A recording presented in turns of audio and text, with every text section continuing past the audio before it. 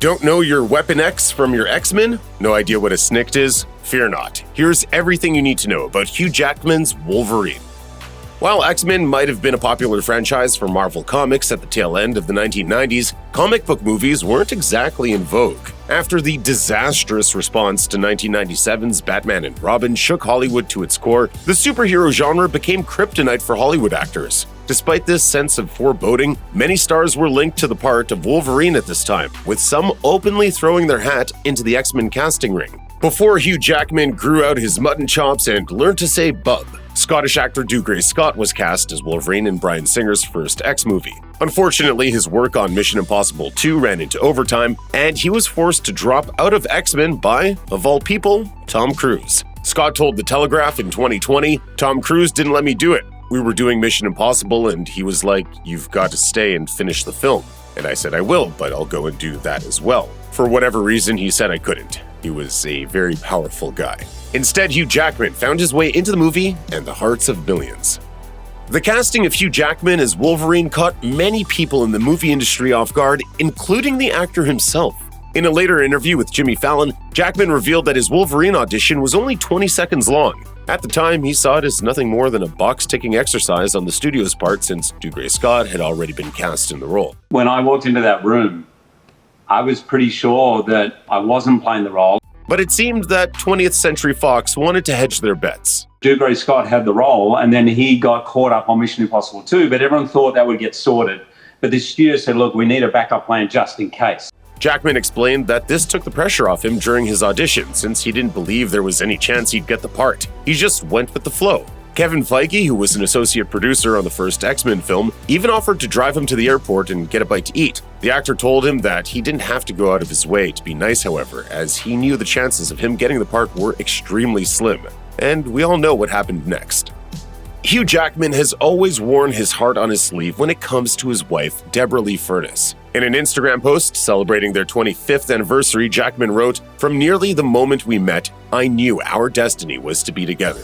But Jackman and Furness aren't always in perfect agreement. In fact, if it was up to his wife, Jackman would have passed on the role of Wolverine in X-Men. The actor later told Vulture, "My wife was the one who said, 'Don't do it.' She read the 3 pages I was given because they wouldn't give me a script. 3 pages I got. And she was like, 'This is ridiculous.'" Jackman explained that they were both confused by some of the comic book terminology used, such as the snikt sound that Wolverine's claws make when they pop out of his knuckles. But Jackman took the leap regardless of his wife's apprehension.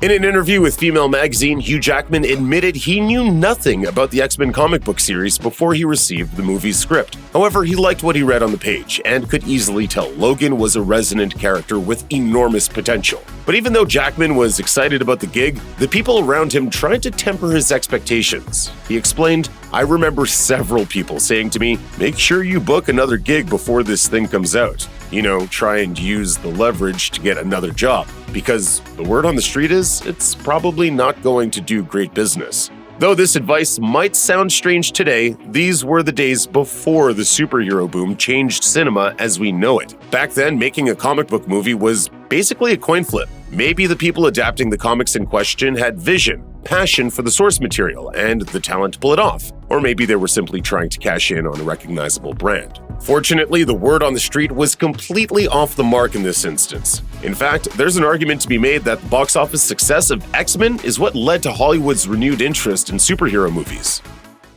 You don't have to do this. Maybe you do.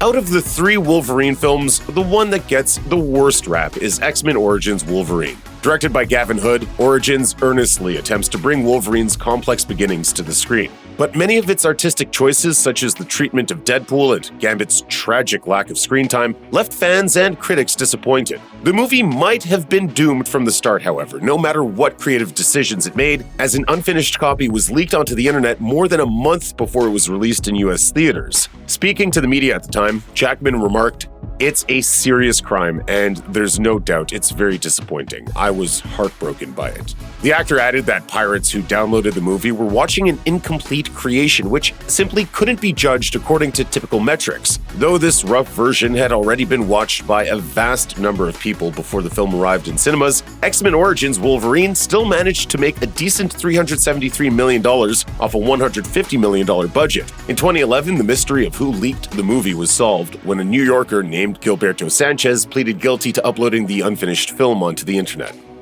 There are no sacred cows in Deadpool. The first film in the series takes shots at pretty much anything it can, from its own lack of budget to Wolverine and even Hugh Jackman himself.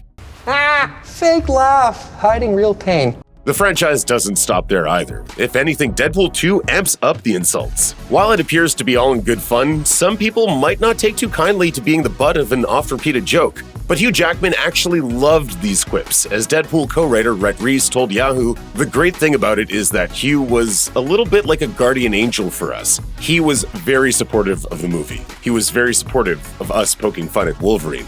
Reese added that they brought a number of questions to the actor directly, especially when it came to jokes that used his likeness. Fortunately, Jackman found everything they suggested hilarious and encouraged them to have some fun at his expense.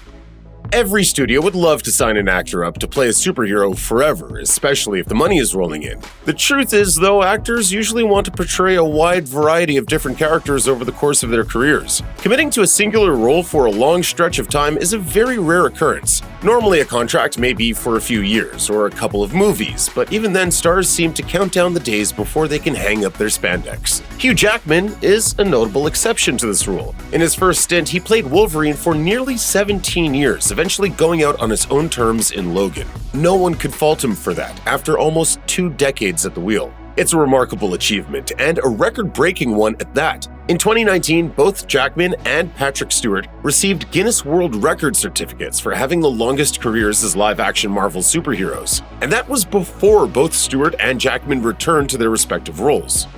When Hugh Jackman retired as Wolverine for the first time, he did so on a high. Logan is not only one of the best X-Men films, but arguably one of the best superhero movies of all time. It's not surprising then that nobody was really clamoring for Jackman to go. Even before Logan blew fans and critics away, Jackman's Wolverine was the most consistently high-quality aspect of a franchise that fluctuated wildly between brilliance and trash. But Jackman wanted to go out on top rather than limp to the finish line. In an interview with Jimmy Fallon, Jackman explained that he once met Jerry Seinfeld and asked the comedian how he knew when it was time to pull the plug on his long-running show, Seinfeld. When you're creating something, it's very important not to run yourself dry.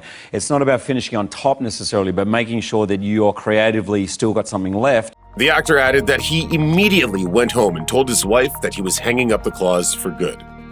In the world of comic book movies, there's just one certainty. It's only over if the money says it is. Yet, James Mangold's Logan positions itself as the final chapter in a legacy, one from which there is no going back. And once the movie was released, it was made abundantly clear that this version of Logan was no more. At a special screening of Logan Noir, Mangold and Hugh Jackman revealed more about how they approached the film. For one thing, their initial discussions didn't actually cover whether Logan would survive or not, but they felt they needed something definitive to mark the end of the franchise and the character's story. Mangold said, "I wanted it to be like the curtain has come down. We told the story. Just like a regular movie, we're not leaving something out there. The story is over."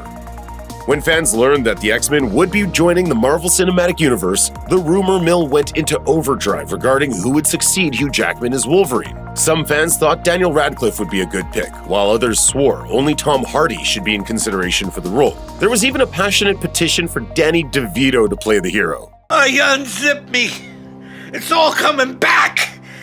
It's all coming back! I hate you! Everyone has their favorites and is eager to make their case, even Jackman himself. Before announcing his return for Deadpool 3, Jackman weighed in with his own choice of actor for the iconic role. Speaking to film critic Rajiv Mawsand, Jackman suggested Indian actor Shah Rukh Khan should be a contender. Jackman admires the Bollywood performer enormously, and as it turns out, Khan is a big fan of both Wolverine and Jackman. He praised Jackman effusively at an Indian film convention in 2011, and said his fellow actor had once outright offered him the opportunity to be part of an X-Men film. James Mangold's Logan serves as the perfect send-off for Hugh Jackman's Wolverine. It's raw, emotional, and surprisingly beautiful. Fans flocked to the theater to say their fond farewell to one of the most iconic cinematic interpretations of a classic superhero, while Jackman himself stated this was the end of his journey as the old knucklehead. So, imagine the surprise of comic book fans everywhere when Ryan Reynolds revealed Jackman would be returning as Wolverine for Deadpool 3. Once the celebration and chatter settled, many wondered what Mangold thought of this, since the director made Logan with every intention of it being the end for Jackman's Wolverine. They didn't have to wait long to find out. Mangold posted a gif of Logan's demise on Twitter without comment, leading the internet to draw its own conclusion. But he soon posted another tweet clarifying there were no hard feelings at all, and that he couldn't wait to see what his friends would get up to in Deadpool 3.